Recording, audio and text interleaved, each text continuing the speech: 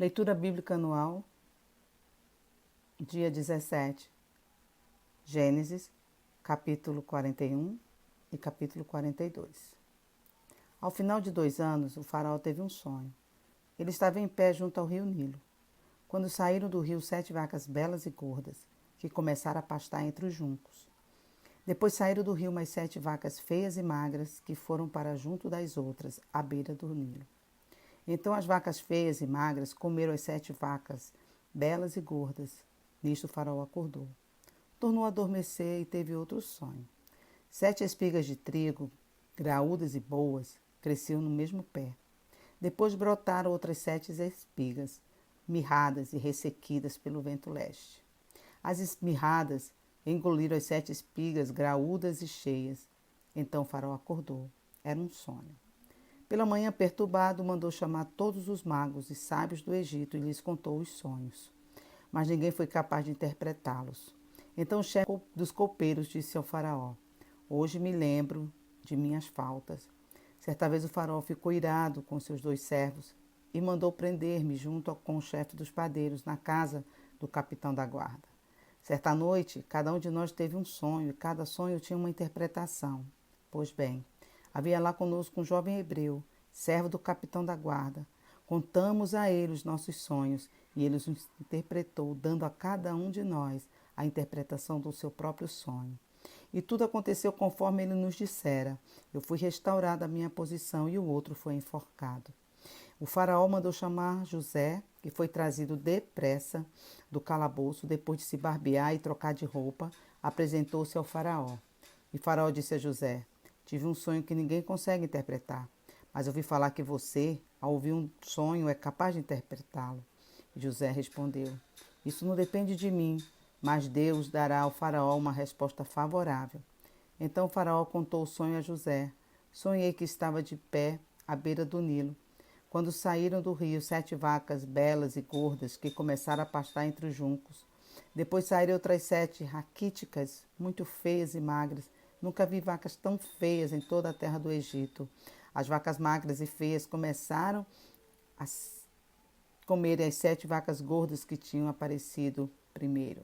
Depois de havê-las comido, não parecia que o tinha feito, pois continuavam tão magras como antes. Então acordei. Depois tive outro sonho. Vi 7 espigas de cereal, cheias e boas, que cresciam no mesmo pé. Depois delas, brotaram outras 7, murchas e mirradas, ressequidas pelo vento leste. As espigas magras engoliram as 7 espigas boas. Contei isso aos magos, mas ninguém foi capaz de explicá-lo. E Faraó teve um único sonho, disse-lhe José. Deus revelou ao Faraó o que ele está para fazer. As 7 vacas boas são 7 anos, e as 7 espigas boas são também 7 anos. Trata-se de um único sonho. As 7 vacas magras e feias, que surgiram depois das outras, e as 7 espigas mirradas, queimadas pelo vento leste, são 7 anos. Serão 7 anos de fome. É exatamente como eu disse ao faraó. Deus mostrou ao faraó aquilo que ele vai fazer. 7 anos de muita fartura estão para vir sobre toda a terra do Egito. Mas depois virão 7 anos de fome. Então todo o tempo de fartura será esquecido, pois a fome arruinará a terra. A fome que virá depois será tão rigorosa que o tempo de fartura não será mais lembrado na terra. O sonho veio ao faraó 2 vezes, porque a questão já foi decidida por Deus, que se apressa em realizá-la. Procure agora o faraó um homem criterioso e sábio e coloque-o no comando da terra do Egito. O faraó também deve estabelecer supervisores para recolher 1/5 da colheita do Egito durante os 7 anos de fartura. Eles deverão recolher o que puderem nos anos bons, que virão, e fazer estoques de trigo que, sob o controle do faraó, serão armazenadas nas cidades. Esse estoque servirá de reserva para os 7 anos de fome que virão sobre o Egito, para que a terra não seja arrasada pela fome. O plano pareceu bom ao faraó e a todos os seus conselheiros. Por isso o faraó lhes perguntou: Será que vamos achar alguém como este homem, em quem está o Espírito Divino? Disse, pois, o faraó a José: Uma vez que Deus lhe revelou todas estas coisas, não há ninguém tão criterioso e sábio como você. Você terá o comando de meu palácio e de todo o meu povo, se sujeitará às suas ordens. Somente em relação ao trono serei maior que você. E o faraó prosseguiu: entrega a você agora o comando de toda a terra do Egito. Em seguida, o faraó tirou do dedo seu anel de selá e o colocou no dedo de José.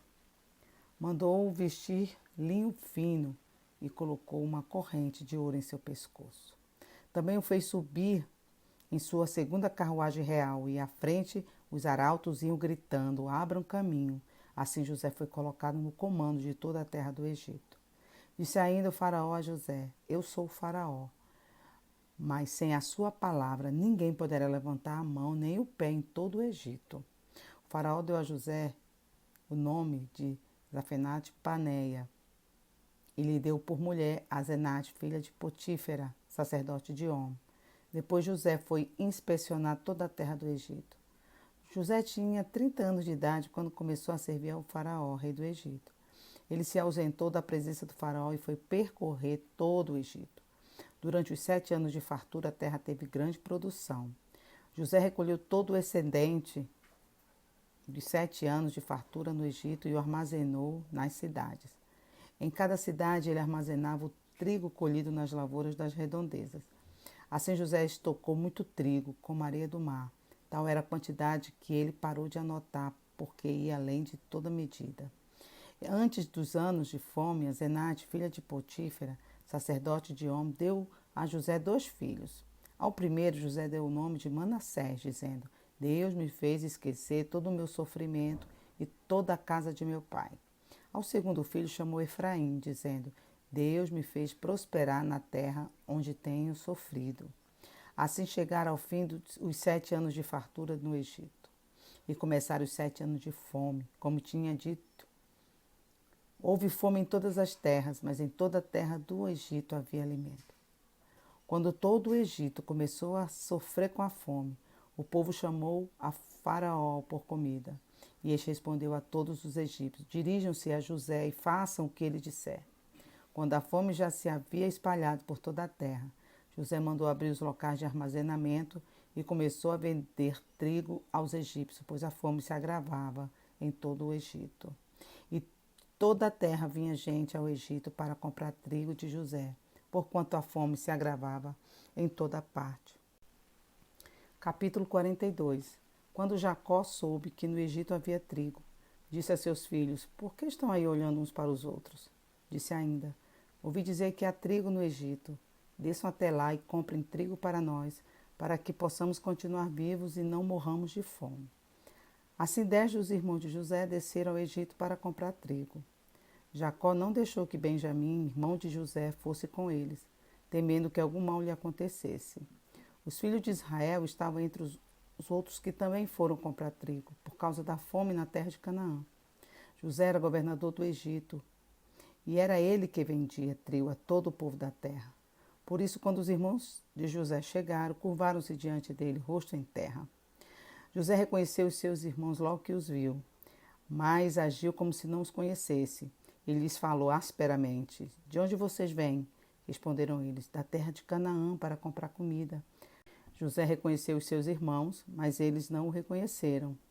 Lembrou-se então dos sonhos que tivera a respeito deles e lhes disse: vocês são espiões, vieram para ver onde a nossa terra está desprotegida. Eles responderam: não, meu senhor, teus servos vieram comprar comida. Todos nós somos filhos do mesmo pai. Teus servos são homens honestos e não espiões. Mas José insistiu: não, vocês vieram ver onde a nossa terra está desprotegida.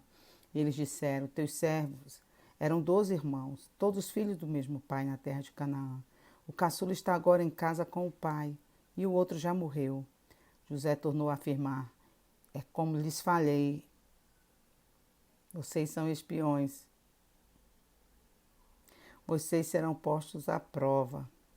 Juro pela vida do faraó que vocês não sairão daqui, enquanto o seu irmão caçula não vier para cá. Mande algum de vocês buscar o seu irmão enquanto os demais aguardam presos. Assim ficará provado se as suas palavras são verdadeiras ou não. Se não forem, juro pela vida do faraó, que ficará confirmado que vocês são espiões. E os deixou presos 3 dias. No terceiro dia, José lhes disse: eu temo ao Senhor. Se querem salvar suas vidas, façam o seguinte: se vocês são homens honestos, deixem um dos seus irmãos aqui na prisão, enquanto os demais voltam, levando trigo para matar a fome das suas famílias. Tragam-me, porém, o seu irmão caçula para que se comprove as suas palavras e vocês não tenham que morrer. Eles se prontificaram a fazer isso e disseram uns aos outros: certamente estamos sendo punidos pelo que fizemos ao nosso irmão. Vimos como ele estava angustiado, quando nos implorava por sua vida, mas não lhe demos ouvidos. Por isso nos sobreveio esta angústia. Rubem respondeu: eu não lhes disse que não maltratasse o menino, mas vocês não quiseram me ouvir. Agora teremos que prestar contas do seu sangue. Eles, porém, não sabiam que José podia compreendê-los, pois ele lhes falava por meio de um intérprete. Nisso José retirou-se e começou a chorar. Mas logo depois voltou e conversou de novo com eles. Então escolheu Simeão e mandou acorrentá-lo diante deles. Em seguida José deu ordem para que enchesse de trigo suas bagagens, devolvesse a prata de cada um deles, colocando-a nas bagagens, e lhes desse mantimentos para a viagem, e assim foi feito. Eles puseram a carga de trigo sobre seus jumentos e partiram. No lugar onde pararam para pernoitar, um deles abriu a bagagem para pegar a forragem para o seu jumento e viu a prata na boca da bagagem. E disse a seus irmãos: devolveram a minha prata, está aqui em minha bagagem. Seus corações se encheram de pavor e, tremendo, disseram uns aos outros: que é isso que Deus fez conosco?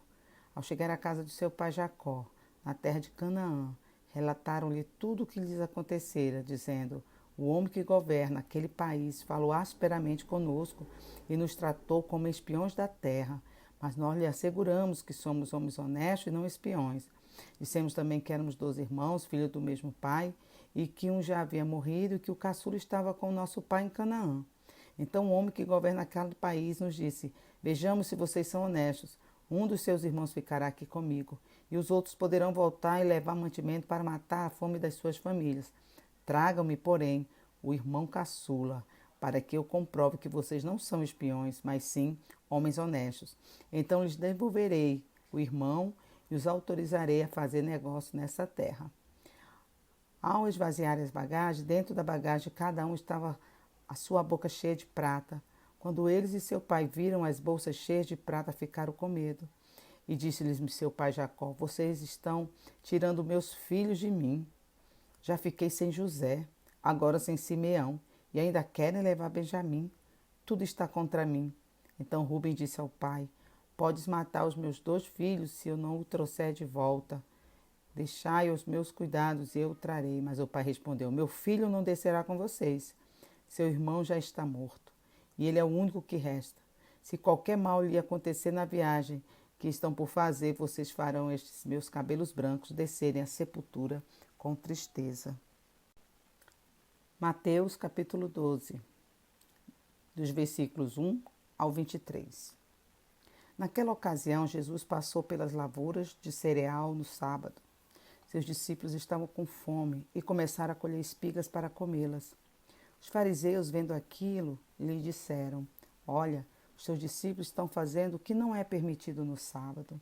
Ele respondeu: vocês não leram o que fez Davi quando ele e os seus companheiros estavam com fome?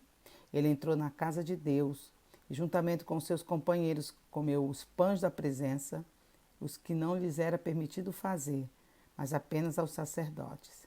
Ou vocês não leram na lei que no sábado os sacerdotes do templo profanam esse dia e, contudo, ficam sem culpa? Eu lhes digo que aqui está o que é maior do que o templo.